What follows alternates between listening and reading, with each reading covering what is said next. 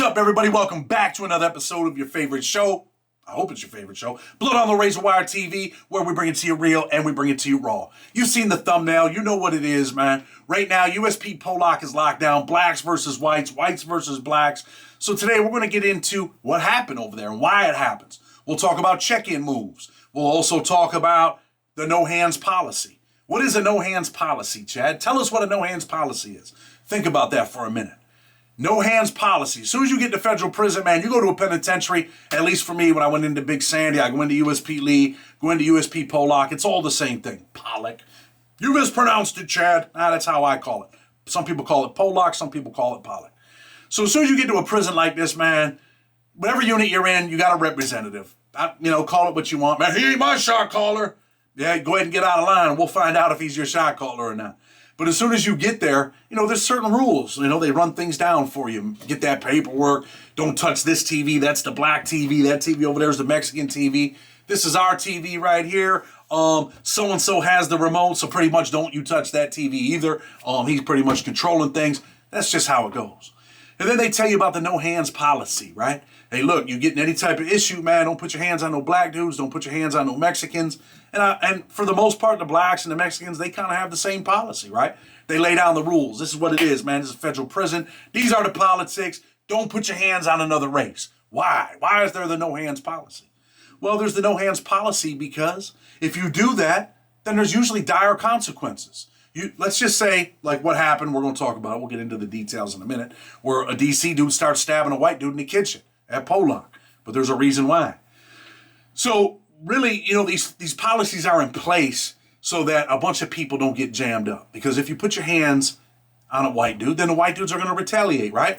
What? That ain't what we seen in Alabama. Yeah, well, Alabama's a different system. This is the federal system.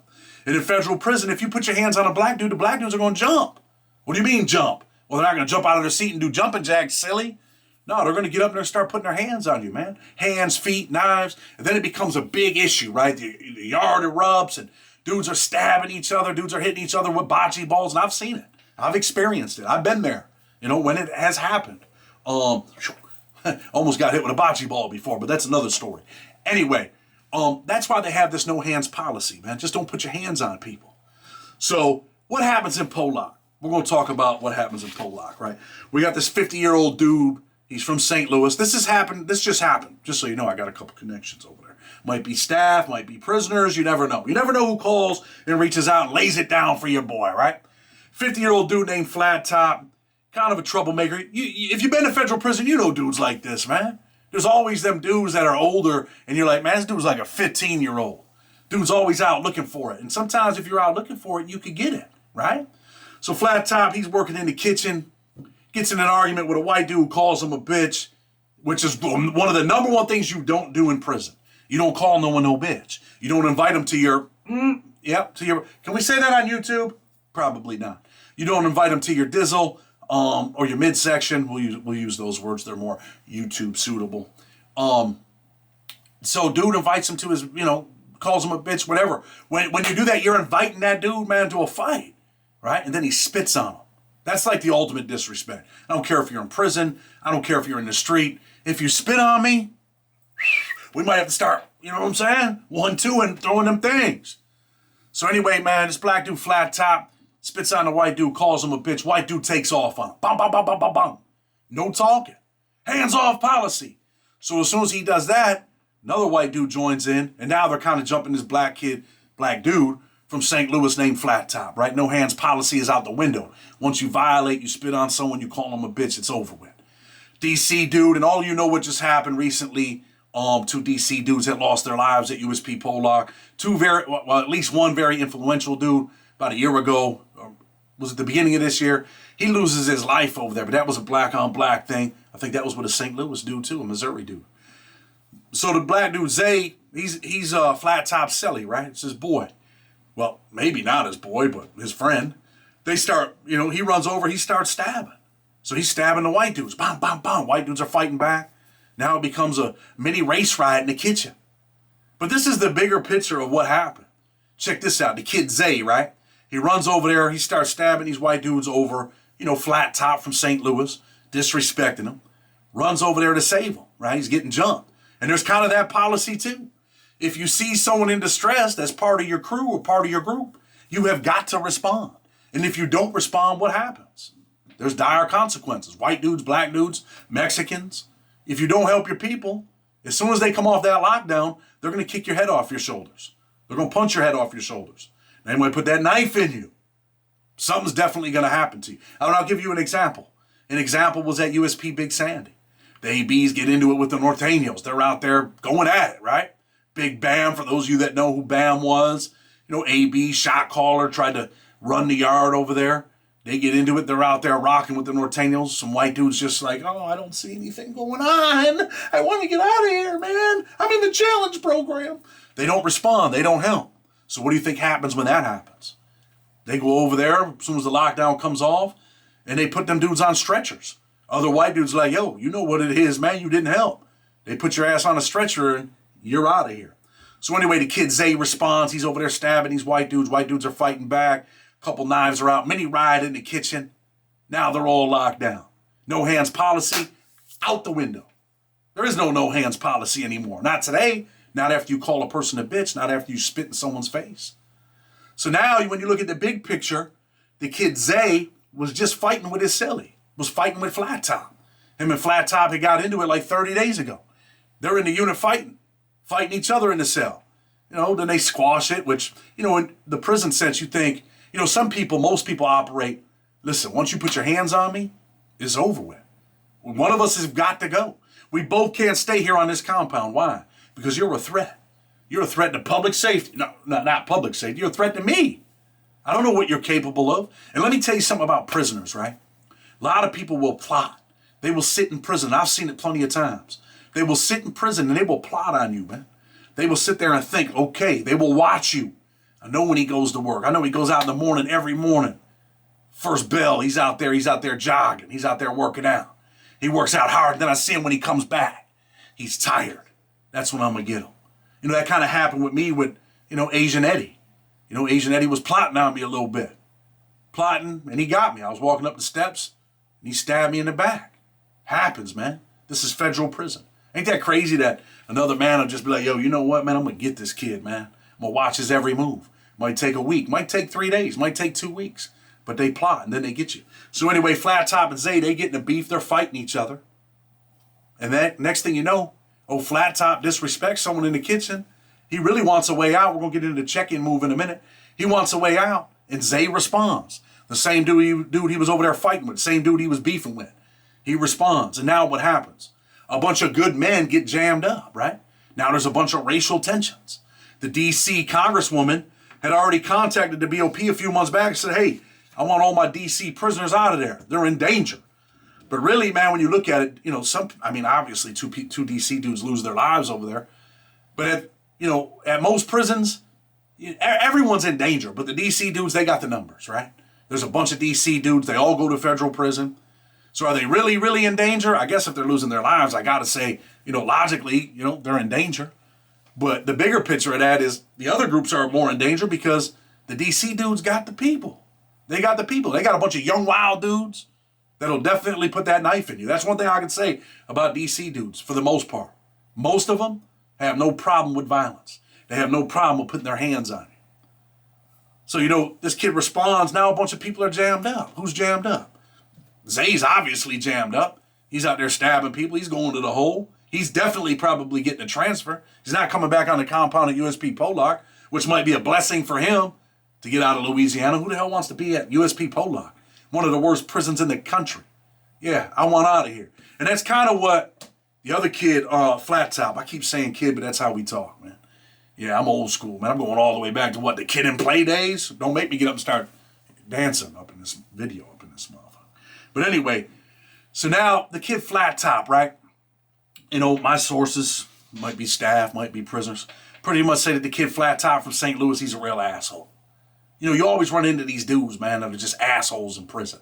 Troublemakers, get dudes jammed up, right? And that's what he did. He owed a couple dollars. He's like, you know what, man? I don't give a fuck about my people. Who's his people? Are his people just the Missouri car? Just the St. Louis car? No, his people are all the black dudes in that jail. Because his one decision could change the lives of many people. His one decision, like, yo, you know what? I'm done. I don't feel like being here. I owe a couple dollars. You know what? I don't feel like paying. I'm going to go ahead and get on a bus and get up out of here. You know, prisoners, like I said, they always plot. You know, they learn the system. You learn how to beat the system. You want to transfer? How do you beat the system? You go ahead and get involved in something. They put you in a hole for 3-4 months. They transfer you. You're out of here. And that's what he was looking for. Oh, Flat Top was looking for a way out of the prison. What better way than to, you know, do some shit to a white dude, right? Not on no racial shit, just how it is. And trust me, we're going to get into another guy at Big Sandy. We'll talk about him in a minute. And he's a white dude that did the same type of shit. He was a pretty tough kid, but did a check-in move.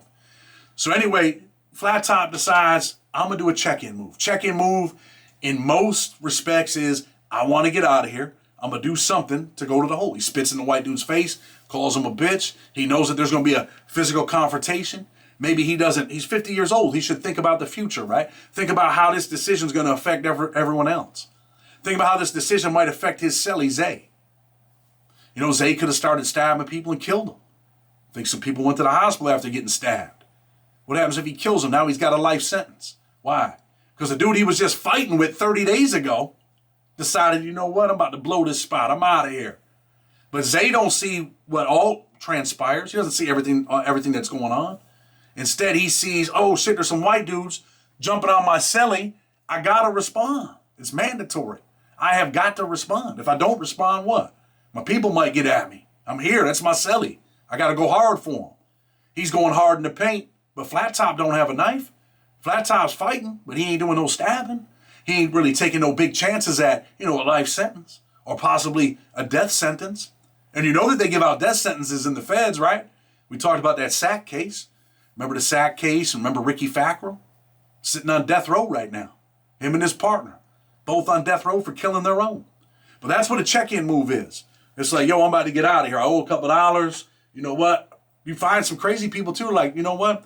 I don't like this prison. I'm too far from home. So I'm going to walk up and punch this white dude in the face. But a lot of times you see check-in moves for dudes that owe money. Dudes are on a compound. They're getting high. And they don't want to go sign into protective custody because when they get to the next prison, especially in a white community, right? You get to the next prison, white dudes are on your ass. White dudes are vicious to their own, you know? And they're vicious to other people if they have to be.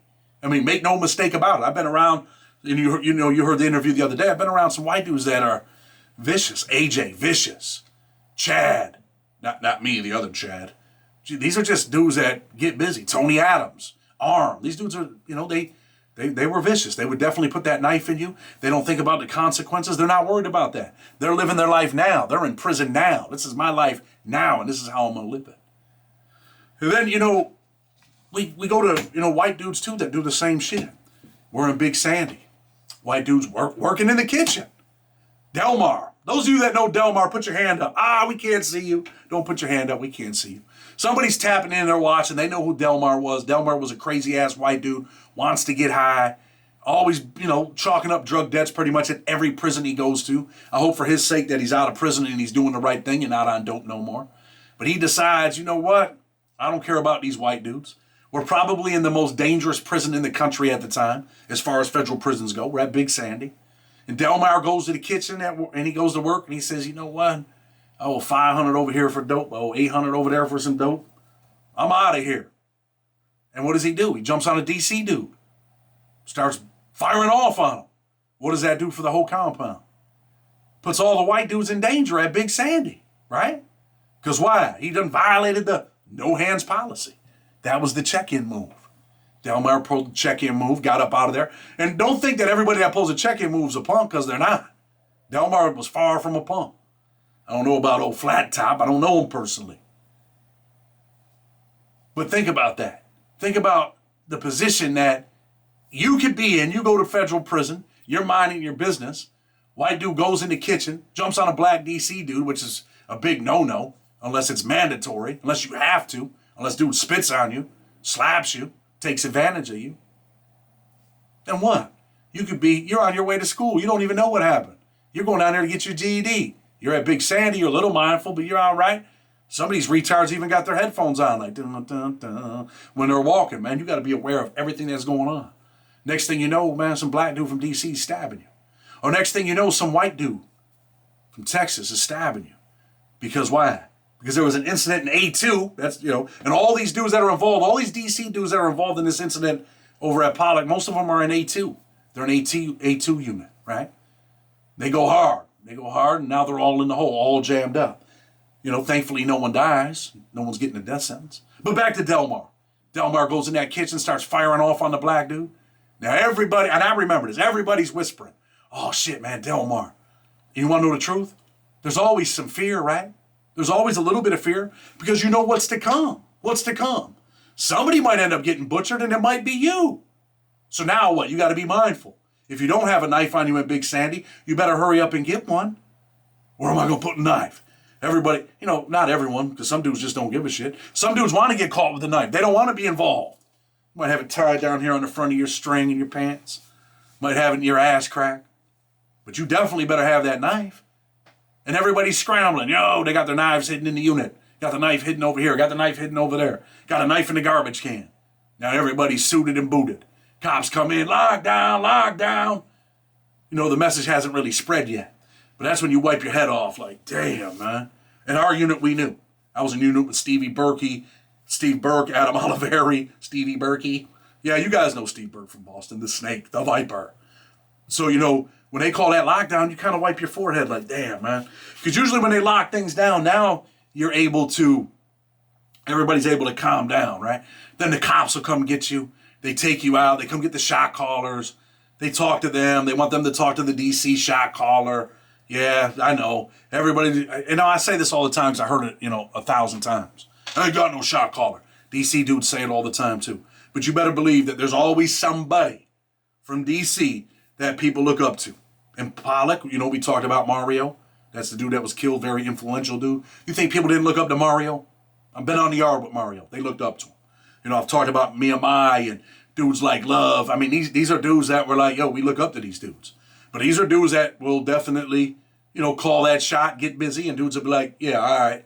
If Miyamai says do something, Love says do something, people are going to move. There's usually 4 or 5 dudes in the same prison, and they will collaborate together when they're in the DC car, and they'll make that call. So they go around and they do interviews, right? They come get you, knocking, hey, come here, cuff up. What are interviews? They take you in the back to the unit team. They cuff you behind your back, and you're going to find out about them interviews when, we talk about the Donnie LaFon story, how they take you in the back, and how, all the tough guys lined up and wanted a way out of prison. But we'll go through all that stuff when we get there. That'll be in probably our next video. They take you down there for them interviews. They talk to you. Hey, what happened? What's going on? Some dudes are like, a lot of dudes are like, man, I ain't got nothing to say. My answer to all them questions are, I got nothing to say. Then you go on back. And then you have dudes always on the door plotting, right? When they see people go out to the unit team and they're doing interviews, some dudes are, bent on this prison shit where they'll be timing you. Holy shit, he was gone all that time. He must have done something. He was gone too long. He was gone 6 minutes. He was talking about something back there. And really, you could be back there for 6 minutes and the person interviewing you was your case manager. She's like, hey, look, you got a legal call. This lawyer, okay, this is what we're going to. So they go off on a tangent and you're still back there. You're like, damn, I got to get out of here, man. People are going to be like, yo, what was he back there so long for? And then people start to gossip. So they go back there, they do all the interviews. Then they have everybody meet. White shot caller, I believe it was Bam at the time. I think they took Stevie Burke out. That's right when, around the time that Bam was getting ready to get out of there. They go and they meet with them dudes, and then they meet with the DC, and then they bring them together and say, hey, man, let's have peace. Because if we don't have peace, there's a whole bunch of good men that are going to go down. We're going to get locked down. There ain't going to be no visits. People start to politic, right? People start talking about prison and how I don't want to miss my visit, and, we ain't got no food, and, we could go out here and we can get it in. And a lot of times they work it out, right? The shot callers chalk the other people up as, hey, look, man, dude was a dope fiend, man. We apologize that happened. We're going to keep control of our dudes. He's out of here. If he comes out, we're going to kick his head off his shoulders.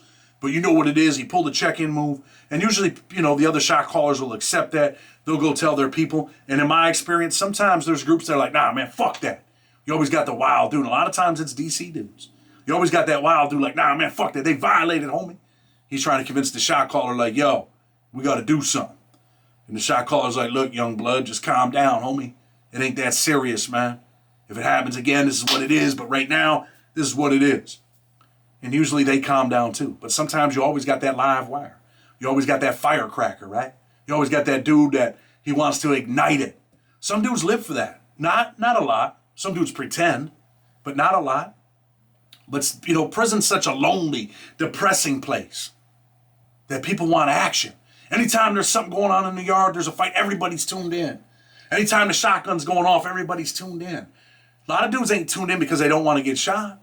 They're tuned into the excitement, to the one thing that breaks up the monotony in their day, right? So they're focused, like, oh shit, man, this is what, and everybody's talking. It's like a gossip center. Yo, man, get your commissary together, man. I heard the white boys are gonna, get at, I heard that the APs are gonna, I heard that the Crips are about to, yeah, that's how they talk, man. Everybody knows. And in prison, the crazy thing is, most of the time, whenever there's a plot to get someone, everybody knows except for the victim. How is that even possible? Everybody's talking about it at the jail except for the person that's about to get got. This is the realities of federal prison. You got dudes that'll put you in a bad position, man. You got guys that don't even think about you. They can talk that unity shit on the yard. They can talk that, yo, you're my homie, yo. This is what it is. We got to protect each other. We got to stand up for each other. We must secure the... Yeah, we can talk all that. Crips, Bloods, yo, listen, blood is what it is, you know what I'm saying? 99 gangster, yo. And then what? They don't think about the consequences. Dude has a life sentence. Maybe he don't he don't care about you. He wants you to think that he does for the moment because he might need you. But if he's going to make a decision like Flat Top's like, you know what? Flat Top plotted on that shit, man. You see, when I go to work today, the first person that gets out of line, this is what it is. Same thing that we've seen in Pollock before, right? With the video. Remember the video that we had put up with Bubba Sparks, not the rapper? I can't not tell you how many people wrote me. So, was that Bubba Sparks, the rapper? Dude's like, yo, man, first white dude that comes in, I'm killing him. He stabs the white dude, walks in. Then the other white dude starts stabbing him, which I tried to get an interview with, but he doesn't answer. He ends up stabbing the black dude and kills him. Then you see the black dudes come over there when the white dude's stabbing, they start beating him with the broom, right? Bubba Sparks goes to the cell and dies. Had 87 days left. So people could get you jammed up, man. People could get you jammed up. So be mindful, man. Is this really where you want to be? Do you really want to be in federal prison? Do you really want to be in state prison? You seen the videos from Alabama? How people are getting their heads kicked in? Bunch of white dudes. See a bunch of black dudes outside, sleeping outside. People are like, they can't never be homeless in prison, Chad. Well, when they sell their mattress and they sell their bed and they got one officer for 300 people, the cops don't care. They're afraid too. The cops don't have rule over that prison system. They don't have authority. There's so many dudes just sleeping in the bathroom. These dudes are sleeping in the bathroom on the floor because they gave up their bunk so that they get high. Every day there's an overdose in Alabama. These are the people that you're going to be around, man. Consequences for actions, right? And sometimes you have to face the consequences for other people's actions when you're inside that prison environment. Blood on the Razor Wire TV with respect. We'll catch you tomorrow.